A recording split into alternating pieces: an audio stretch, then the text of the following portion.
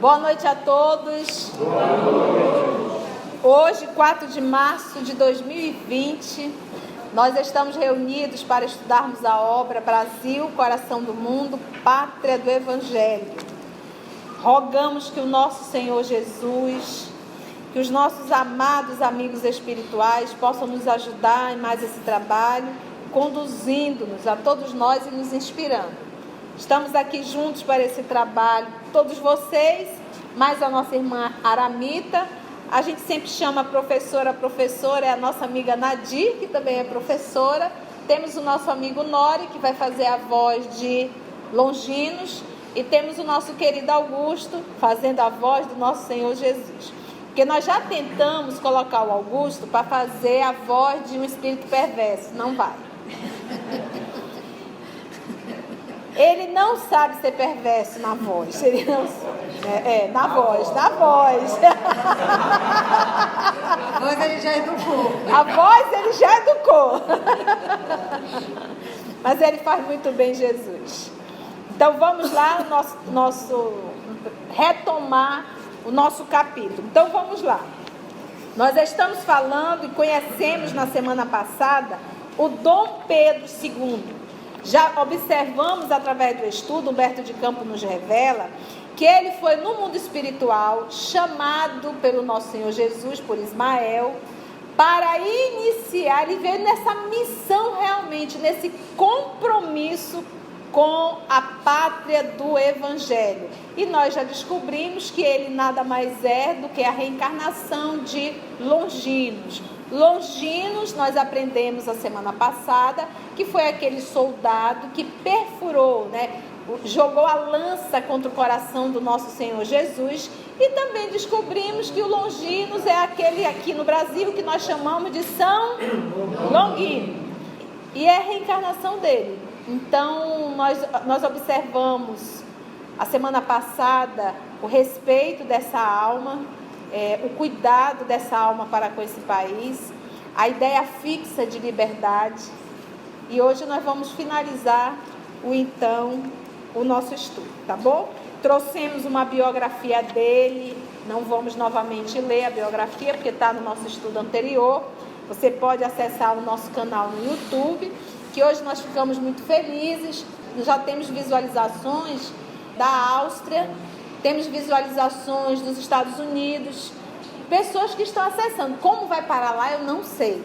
O trabalho é do Cristo e Ele é que deve saber e deve conduzir o que Ele deve achar que deve ser feito. Então, o canal está na mão do nosso Senhor Jesus.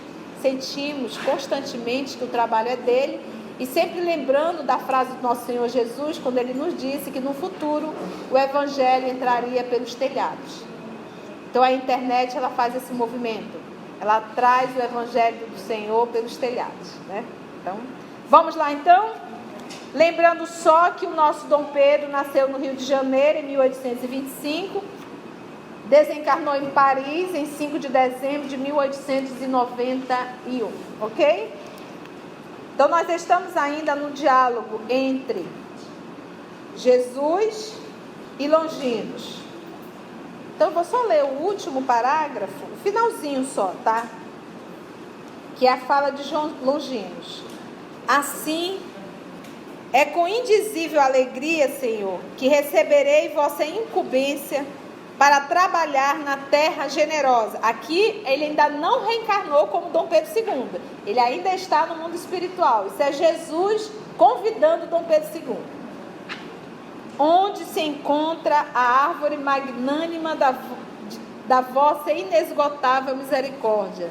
Seja qual for o gênero de serviço que me forem confiados, acolherei as vossas determinações como um sagrado ministério. Ele respondeu assim para Jesus ao convite do nosso Senhor Jesus. Agora vamos ver como é que Jesus responde. Pois bem, redarguiu Jesus com grande piedade. Essa missão, se for bem cumprida por ti, constituirá a tua última romagem pelo planeta escuro da dor e do esquecimento. A tua tarefa será daquelas que requerem o máximo de renúncias e devotamentos. Serás imperador do Brasil até que ele atinja a sua perfeita maioridade como nação. Concentrarás o poder e a autoridade para beneficiar a todos os seus filhos. Não é preciso encarecer aos teus olhos a delicadeza e sublimidade desse mandato, porque os reis terrestres, quando bem compenetrado das suas elevadas obrigações diante das leis divinas, sentem nas suas coroas efêmeras um peso maior que o das algemas dos forçados. A autoridade, como a riqueza, é um patrimônio terrível para os espíritos inconscientes dos seus grandes deveres. Dos teus esforços se exigirá mais de meio século de lutas e dedicações permanentes. Inspirarei as tuas atividades, mas considera sempre a responsabilidade que permanecerá nas tuas mãos. Ampara os fracos e os desvalidos, corrige as leis despóticas e inaugura um novo período de progresso moral para o povo das terras do Cruzeiro. Institui, por toda parte, o regime do respeito e da paz no continente e lembra-te da prudência e da fraternidade que deverá manter o país nas suas relações com as nacionalidades vizinhas. Nas lutas internacionais, guarda a tua espada na bainha e espera o pronunciamento da minha justiça, que surgirá sempre no momento oportuno. Fisicamente consideradas, todas as nações constituem o patrimônio comum da humanidade.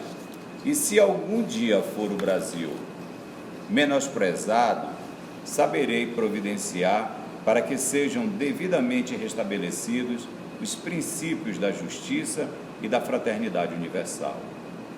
Procura aliviar os padecimentos daqueles que sofrem no martírio do cativeiro, cuja abolição se verificará nos últimos tempos do teu reinado. Tuas lides terminarão ao fim deste século e não deves esperar a gratidão dos teus contemporâneos. Ao fim delas, serás alijado da tua posição por aqueles mesmos a quem proporcionares os elementos de cultura e liberdade. As mãos aduladoras que buscarem a proteção das tuas voltarão aos teus palácios transitórios para assinar o decreto da tua expulsão do solo abençoado, onde semearás o respeito e a honra, o amor e o dever, com as lágrimas redentoras dos teus sacrifícios. Contudo, amparar-te-ei o coração nos angustiosos trânsitos do teu último resgate no planeta das sombras.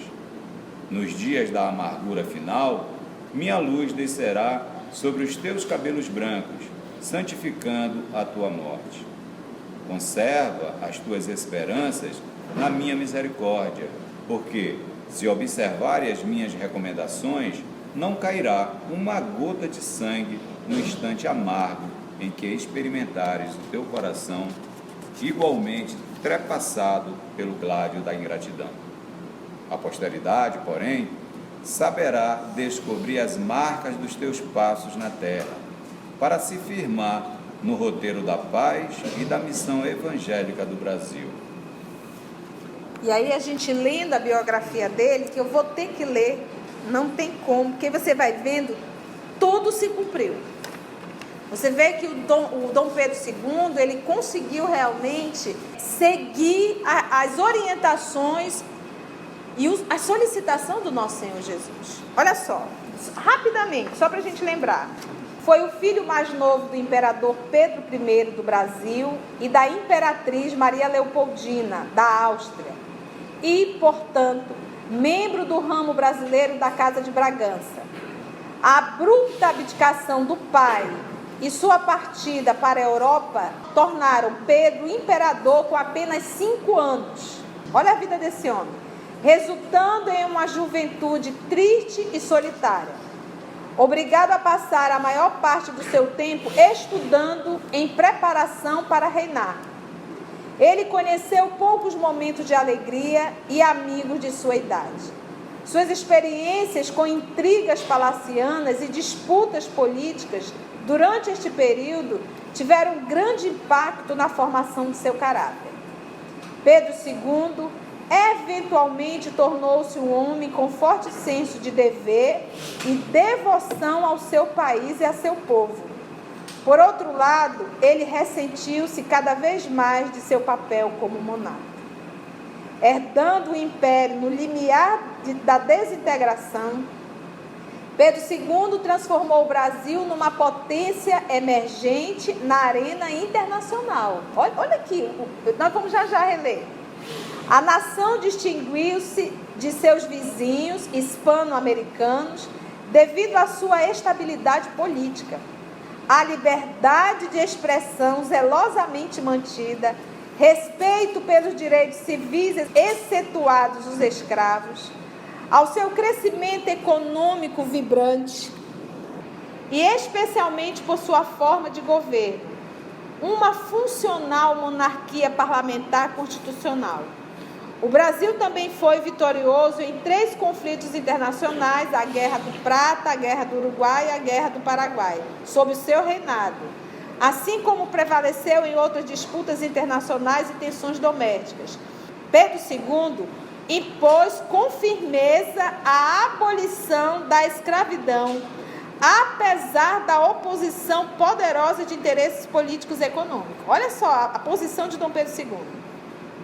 Um erudito, um imperador, estabeleceu uma reputação como um vigoroso patrocinador do conhecimento, da cultura e das ciências. Ele ganhou o respeito e admiração de estudiosos como Grambel, Charles Darwin, Victor Hugo, Friedrich Nietzsche, e foi amigo de Richard Wagner, Louis Pasteur, Henri, dentre outros. Apesar de não haver desejo por uma mudança na forma de governo pela maior parte dos brasileiros, o imperador foi retirado do poder em 15 de novembro de 1889, num súbito golpe de Estado que não tinha maior apoio fora de um pequeno grupo de líderes militares que desejam uma república presidencialista. Pedro II havia se cansado da posição de imperador e se tornado desiludido quanto às perspectivas do futuro da monarquia, apesar de seu grande apoio popular. Ele não permitiu qualquer medida contra a sua remoção e não apoiou qualquer tentativa de restauração da monarquia. O imperador, deposto, passou os seus últimos 2 anos de vida no exílio na Europa, vivendo só e com poucos recursos. Então aqui a biografia dele retrata que ele tinha um povo do lado dele. Então ele poderia ter incitado o povo e fazer uma guerra realmente contra o que estava tentando colocar, abrindo mão, tirando o imperador e colocando então o presidencialismo. E ele não. Agora lembra da orientação de Jesus? Não vai derramar um sangue, uma gota de sangue. Partindo disso daqui, vamos reler a orientação de Jesus a ele. Jesus já disse o trabalho que ele vai realizar. Ele já aceitou. Agora Jesus vai dizer, eu vou te dizer como eu quero. Como deverá ser. Jesus sabe quem chamar para cada trabalho. Quando ele foi à porta de Damasco, chamar aquele leão, Saulo de Tarso é um leão. É que ele precisava daquele leão para fazer a divulgação do evangelho. O João Evangelista não saberia fazer isso. Ele é bondoso, mas ele precisaria de alguém de pulso firme. Alguém que pisasse forte. Então, para cada trabalho, tem uma pessoa específica para isso. E nesse trabalho aqui, ele precisava do Longinos. Ele sabia, e quando Jesus nos dá um papel, ele sabe que nós temos capacidade de o fazer. Por isso que ele diz, Deus não nos dá fardo que a gente não consiga carregar. O máximo que pode acontecer é eu falar assim, rebeldia, né? Por um ato de rebeldia, dizer, não vou fazer não. Mas dizer que nós temos fardo, que não temos força para carregar, isso não condiz com o Evangelho. Então, tudo que Deus nos manda perante a lei, o primeiro ponto é para me beneficiar como espírito, não como personalidade. Deus não nos beneficia como personalidade. Eu vou atender os caprichos pessoais da Conceição. Dane-se.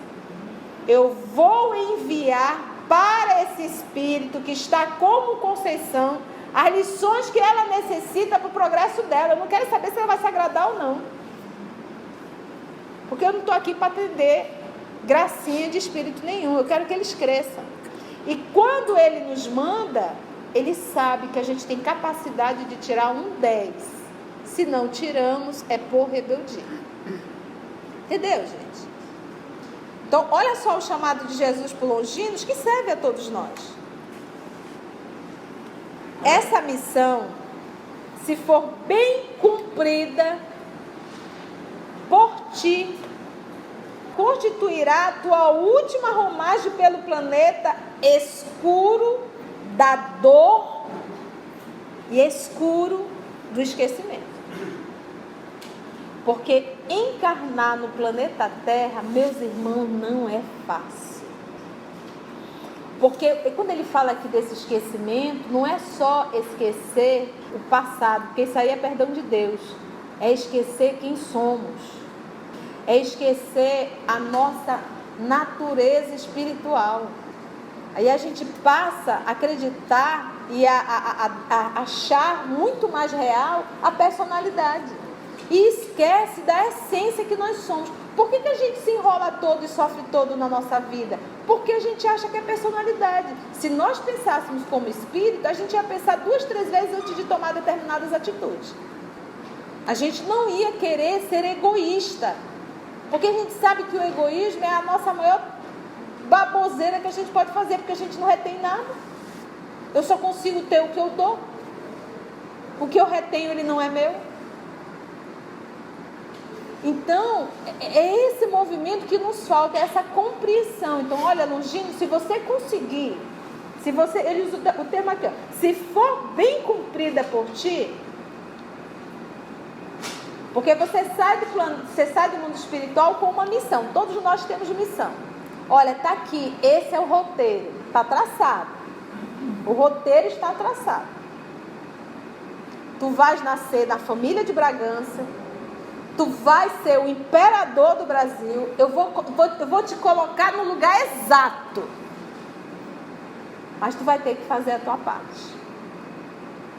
Então é assim que é a vida da gente. A família que nós nascemos, a profissão que nós chegamos, a condição social que nós estamos, tudo isso foi devidamente programado. Essa foi a parte de Deus. Dentro da lei de justiça, amor e caridade. Agora, façamos a tua...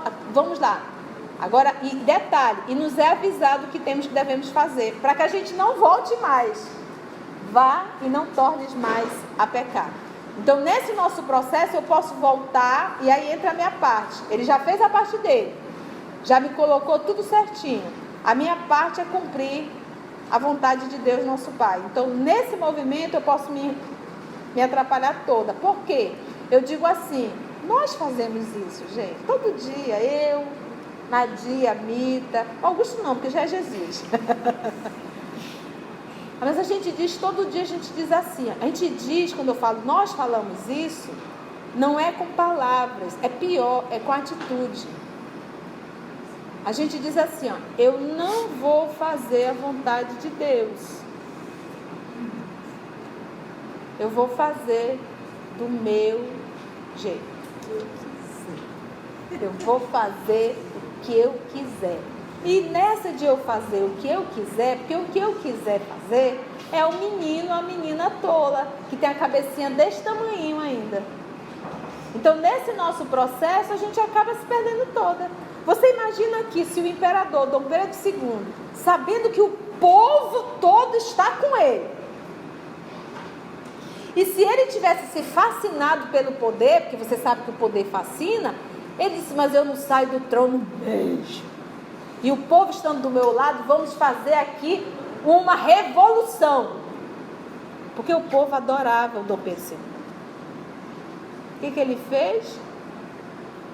Colocou orgulho no bolso, vaidade no bolso, prepotência no bolso, se submeteu como nosso Cristo, se entregou à cruz e foi para lá. Só que olha, para muitos ele foi um fraco, um covarde.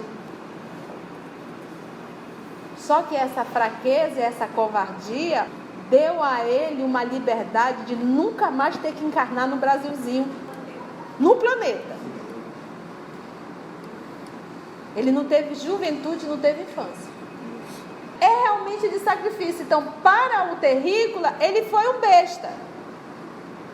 Porque é assim que normalmente quem segue o evangelho é visto. Tu é um besta. Tu tem direito. Vai lá, reclama. Vai lá, faz isso. É assim que a sociedade faz. Vai lá, revida. Vai lá, processa. É assim que a gente faz. Porque calar, ceder, para o terrícola é um ato de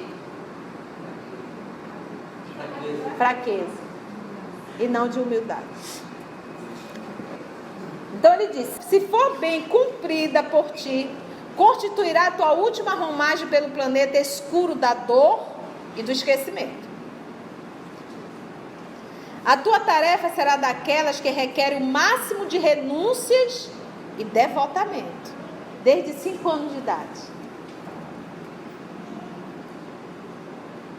Serás imperador do Brasil, até que ele atinja a sua perfeita maioridade. Então, ou seja, quando aquele grupinho se reuniram, já pedindo a independência, não mais o movimento da monarquia, mas já queria o presidencialismo, já queria a democracia, já era o momento do quê? Esse aqui, ó. Da perfeita maioridade. Já queriam andar com as próprias perninhas. Já queriam unir um grupo para decidir o que fazer, não mais estar centrado na cabeça, aparentemente, de um homem. Então, estava na programação. Bastava só ele se submeter. Ele poderia ter mudado toda a história. Ter feito do jeito dele. Não saberíamos aonde estaremos hoje. Você está vendo como é a vida da gente? Chega um momento que a escolha é só nossa. Eu posso mudar toda a história da minha vida com uma escolha que eu faço. A gente estudou muito bem isso na obra há 2000 anos. Na hora que... Vou fazer aqui um link com a obra há 2000 anos. Na hora que o pai... Como era o nome do filho dele? Saul. Do Saul de Gióia. O pai foi procurar o senador e pediu que ele devolvesse o filho, que ele iria cuidar do filho, porque o filho realmente não deveria ter jogado a pedrinha que caiu no rosto da Lívia, mas não aquele menino às galeras, e nem tinha certeza se foi ele que tinha jogado. Ele estava por ali vendo o império, vamos dizer assim, o império romano passando, que era a mudança do senador para Jerusalém, e ele simplesmente apareceu uma pedra e disse, olha, é esse daqui, o Tarquínio Tarquínio, pegou e disse, olha, esse daqui. Deu uma surra no menino e mandou para as galeras. O pai foi lá para interceder. E o senador disse, não, como ousas, né? Só que ele arrumou um inimigo que acabou com a encarnação dele. É um momento. E, gente, é aquele momento de decisão. É aquele momento que a vida te coloca assim, olha. Tem 2 saídas. Todas as 2 são saídas. E você tem que fazer, você tem que escolher. E uma é a saída larga. A outra é a saída estreita. Como nós temos grande dificuldade para renúncia e resignação, a gente não gosta de aperto, a gente opta sempre pela larga. E aí a gente perde a encarnação. Então, se o Longinos, na condição de Dom Pedro II, tivesse optado pela decisão dele, como imperador, de permanecer no império, ele estaria ainda aqui dentro da sala estudando com a gente, encarnado. A tua tarefa, então, será daquela. Serás imperador do Brasil. Não é preciso encarecer aos teus olhos a delicadeza e sublimidade desse mandato. Eu não preciso nem te falar mais do quão grande é esse teu mandato. Porque os reis terrestres, quando bem compenetrado das suas elevadas obrigações diante das leis divinas, ele tinha um compromisso. E ele poderia ter feito tudo errado. Então, o fato de eu chegar a um cargo, isso não quer dizer que eu acertei. Isso quer dizer que eu estou em prova. E que se eu errar... O Napoleão é um exemplo. O Napoleão é um exemplo. Que ele, quando chegou, ele se fascinou com o poder, até se autocoroar, e foi guerra atrás de guerra. Porque ele queria dominar o mundo. Daí, bem lembrado, Napoleão foi esse. Porque o que a gente aprende estudando Espiritismo? Dinheiro e poder são as provações que a gente mais se enrola. Continua nosso Senhor Jesus. Então ele diz assim, quando o então rei, né, quando bem compenetrado das suas elevadas obrigações, diante das leis divinas, sentem nas suas coroas efêmeras um peso maior que o das algemas da... Olha, gente, sente um peso muito maior. A coroa passa a ser um peso muito maior do que o das algemas dos forçados. Porque é como dizer assim, a prisão e a responsabilidade é muito maior. Traduzindo isso aqui, Conceição, Pedro vai reclamar para Jesus, porque a sogra e a esposa já tinham buzinado no pé de Pedro. Por que eles viviam em tanta miséria? Enquanto Joana de Cusa tinha servas. E a mulher dele tinha que plantar, tinha que lavar, tinha que limpar. E Joana não, porque, resumindo, Jesus nos diz assim: Pedro, a tua esposa, a tua sogra, vão responder só pela casa e pela colheita. Joana vai responder por todas as servas que estavam sobre a responsabilidade dela. Então, você está entendendo? Então, quem é que está aí numa condição muito mais limitada e presa? A Joana. Então ele diz, a autoridade como a riqueza é um patrimônio terrível para os espíritos inconscientes dos seus grandes deveres. Então a riqueza na mão de uma irmã Dulce é bênção. A riqueza nas mãos de um inconsciente é desgraça na certa. É um patrimônio terrível para os espíritos inconscientes dos seus grandes deveres. Então não tem só um dever, tem grandes deveres. Dos teus esforços se exigirá mais de meio século de lutas e dedicações permanentes. Inspirarei as tuas atividades. Ele não vai estar só, mas considera sempre a responsabilidade que permanecerá nas tuas mãos. Eu vou estar te inspirando, mas a responsabilidade é tua. Ampara os fracos e os desvalidos, corrige as leis despóticas e inaugura um novo período de progresso moral para o povo das terras do Cruzeiro. Como essa biografia dele, que tu leste, não é uma biografia espírita, e ele diz, forte senso de dever e devoção ao povo e ao país.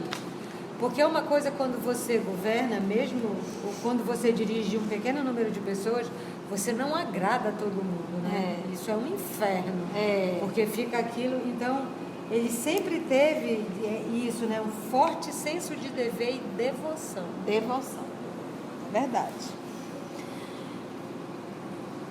Institui por toda parte o regime do respeito e da paz no continente e lembra-te da prudência e da fraternidade que deverá manter o país nas suas relações com as nacionalidades vizinhas. Não vai brigar com ninguém. Nas lutas internacionais que ele passou, ele teve, nós lemos aqui, guarda a tua espada na bainha e espera o pronunciamento da minha justiça. Que é isso que a gente tem que entender.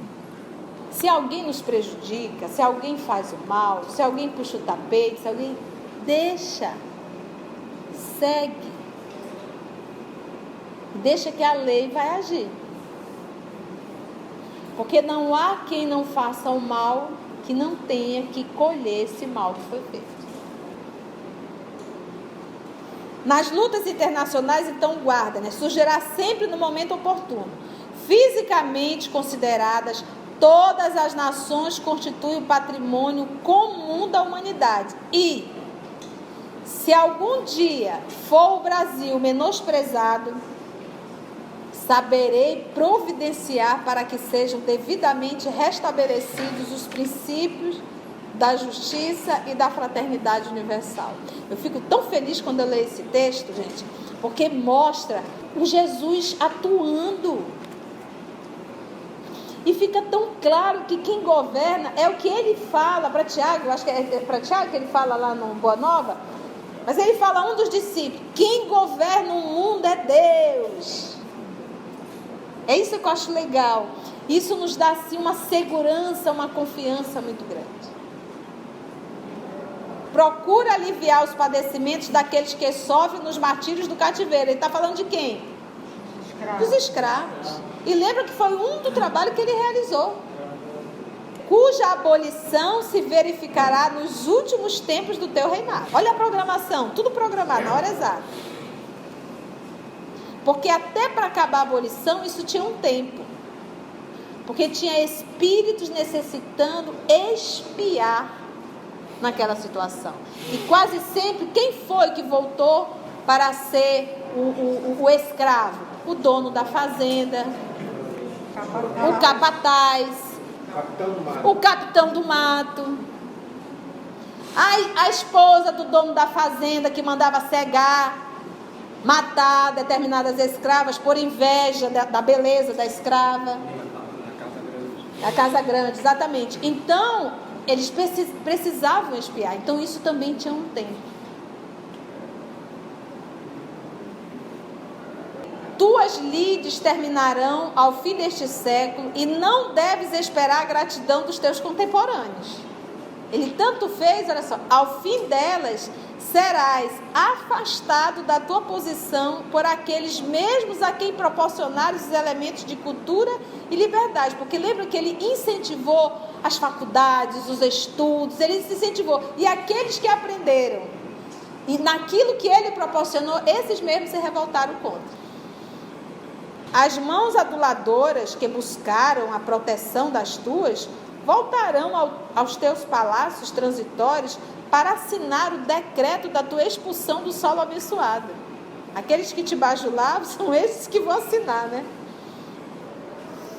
Onde semearás o respeito e a honra, o amor e o dever, com as lágrimas redentoras dos teus sacrifícios. Contudo, amparar-te-ei o coração nos angustiosos trânsitos do teu último resgate, no planeta das sombras. Nos dias da amargura final, minha luz descerá sobre os teus cabelos brancos, santificando a tua morte. Poxa!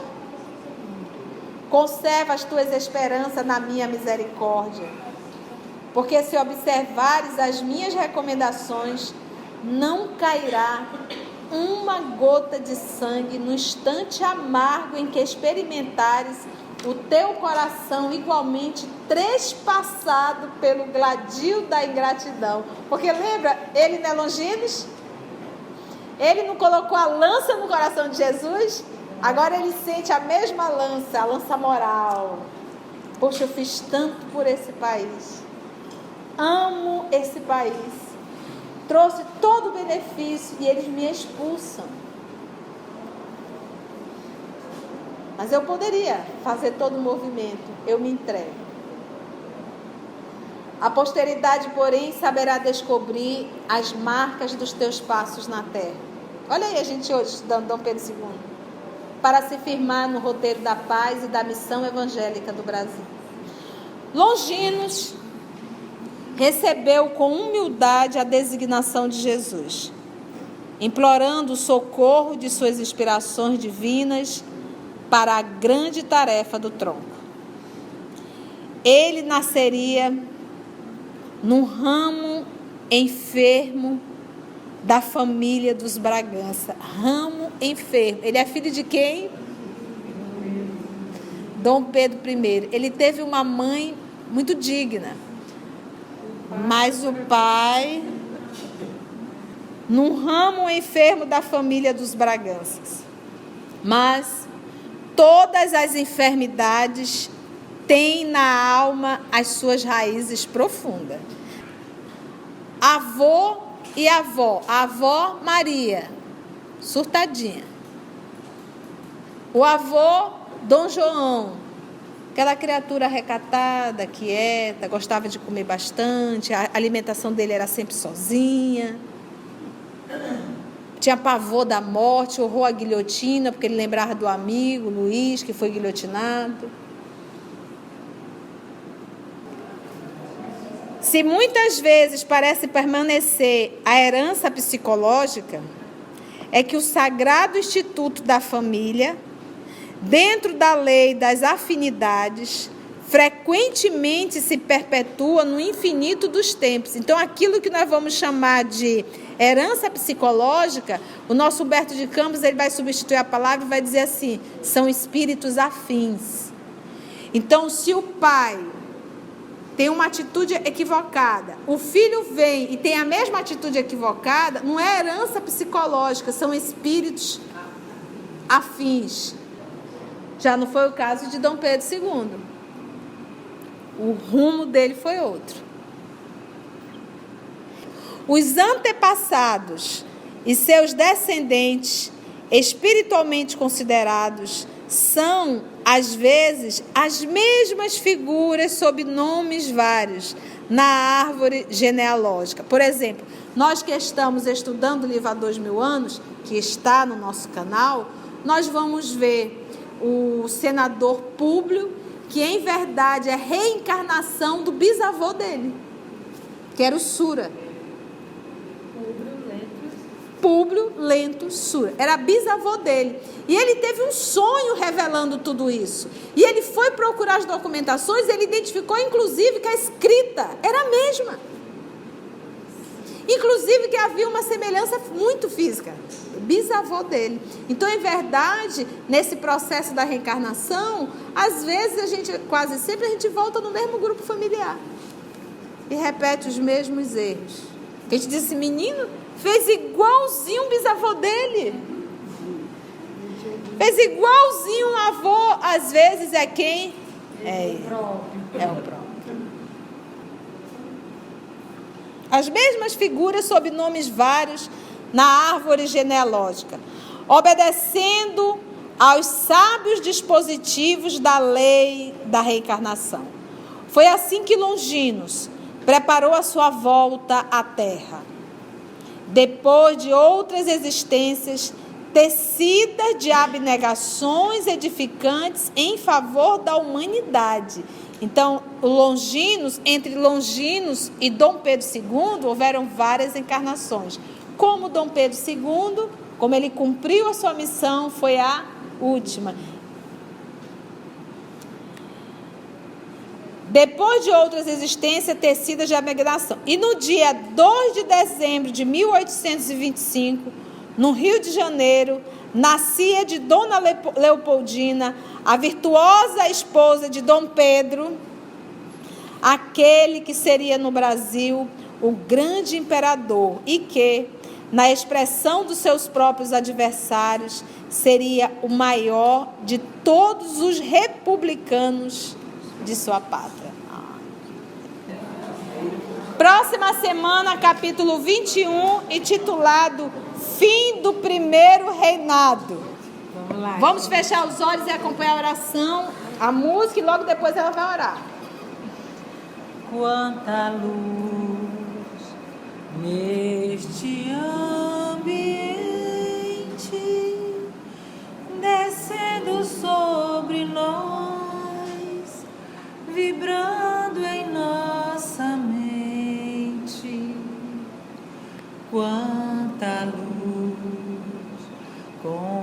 assim em prece, como a alma cresce aos olhos de Jesus.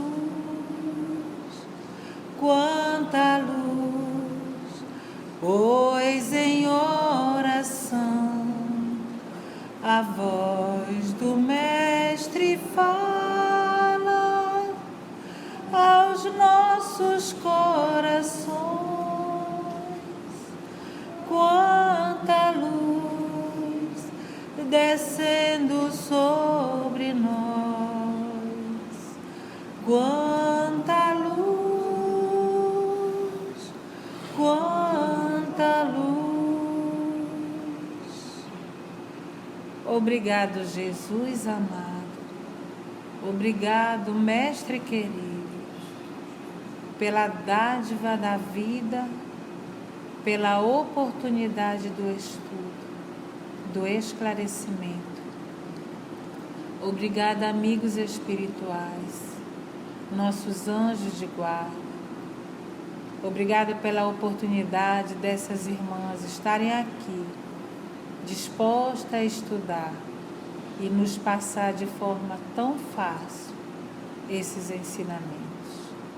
Obrigada, Senhor, pela vida e por tudo que Tu nos concedes. Permaneces conosco, Senhor da vida, possamos ter discernimento, possamos ter disciplina, que possamos ter determinação em tudo que vamos fazer, em especial na nossa reforma íntima. Muito obrigada. E que seja sempre feita a Tua vontade em nossas vidas, agora e sempre. Que assim seja.